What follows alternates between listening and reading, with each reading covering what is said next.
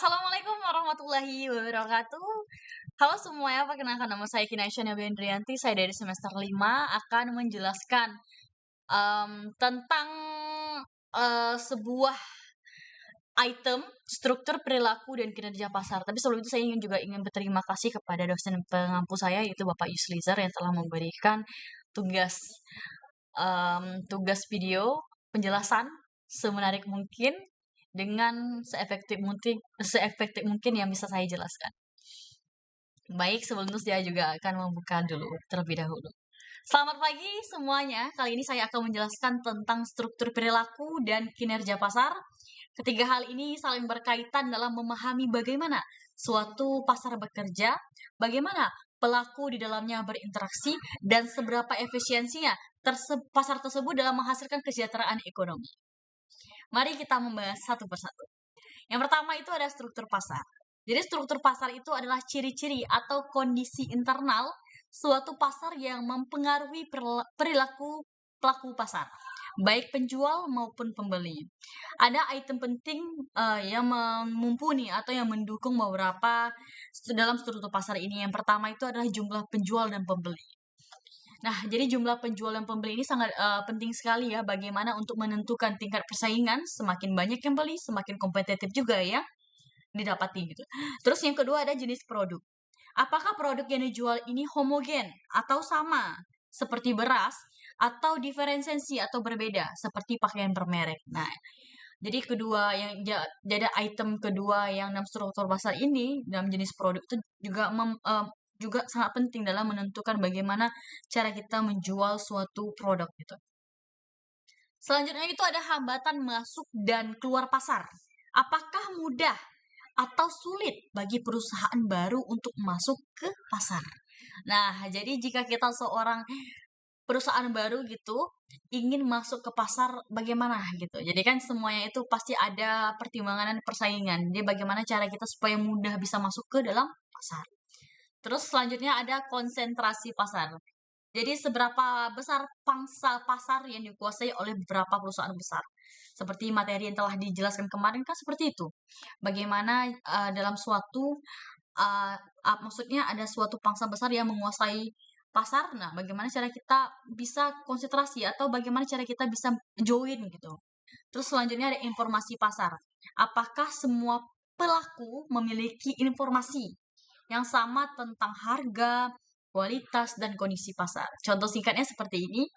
Pasar pesaingan sempurna memiliki banyak penjual dan pembeli produk sejenis dan bebas keluar masuk pasar. Sedangkan pasar monopoli hanya ada satu penjual yang menguasai seluruh pasar. Nah, materi ini telah dijelaskan di pertemuan sebelumnya tentang bagaimana cara suatu pasar itu dikelola gitu. Nah, itu juga termasuk struktur pasar yang telah dijelaskan di minggu lalu. Terus yang kedua itu ada perilaku pasar. Nah, jadi dalam pasar itu juga memiliki beberapa perilaku, ada 4 perilaku yang bisa kita tandai. Pertama itu ada strategi pasar. Maksudnya strategi harga. Jadi misalnya nih, menurunkan harga untuk menarik pembeli atau menaikkan harga karena sedikit pesaing.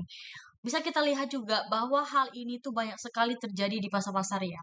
Ada kadang dia menurunkan harga demi untuk menarik pembeli gitu. Ada juga yang bisa menaikkan harga karena sedikitnya pesaing.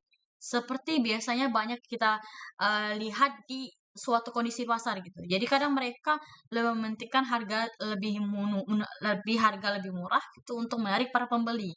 Dan ini tidak menjadi dan ini bukan dan ini menjadi ya perilaku pasar yang perlu diketahui bagi seorang pebisnis. Terus yang kedua itu ada inovasi dan promosi. Jadi perusahaan itu perlu ya berinovasi atau melakukan promosi untuk menarik konsumen. Jadi saya juga setuju dengan adanya inovasi dan promosi. Jadi bagaimana jika seseorang tahu gitu, kita menjual suatu produk atau kita membuka suatu usaha jika kita tidak ada promosi di dalamnya gitu.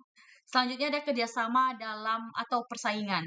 Pastinya kita tahu juga bahwa di setiap kita jual itu pasti ada pesaing gitu. Jadi bagaimana cara kita menjalin hubungan dengan para pesaing gitu dan cara kita bekerja sama agar agar menumbuhkan dengan maksudnya pesaing yang sehat gitu. Jadi Ini juga suatu kolusi antar perusahaan pasar sih, dalam perusahaan besar.